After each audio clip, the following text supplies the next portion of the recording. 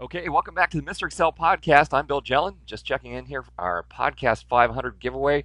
Still have about 15 or 20 prizes left to go, so if you entered, don't give up yet. We're giving those away slowly, although now we're doing 5 a day, so it shouldn't take long until we have everything out to everyone. Thanks for the people that entered.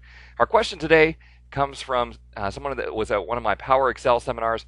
I showed the automatic subtotals feature, and they said, well, wait a second, when I use this at work, it's an intermittent problem. Sometimes it decides to sum, and sometimes it decides to count.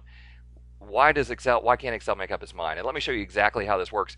We have a data set here, region, product, date, customer. It's sorted by customer, quantity, revenue, cost of goods sold, and profit. And if I use data subtotals, when you look at the subtotal dialog box, it says we're going to subtotal by the leftmost column. That's always what it wants to do.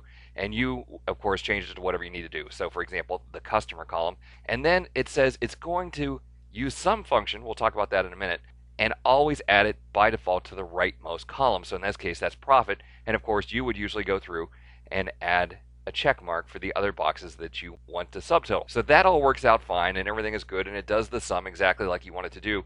I'm going to go to a different data set here though, and there's one critical difference with the other data set. In this data set, the rightmost column is a sales rep name.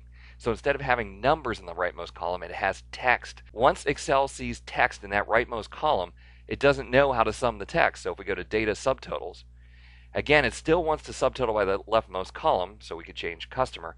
But now, because the rightmost column rep is checked, Excel says, well, there's no way that I can total those rep names, so therefore I'm going to use a count. So you really just have to be aware of this and look at your data set before you use subtotals. If you see that your rightmost column is text-based, you're going to have to go in and pay particular attention to the use function drop-down in order to change it from count to sum. There we go. I hope that helps, and thanks for stopping by. We'll see you next time for another netcast from Mr. Excel.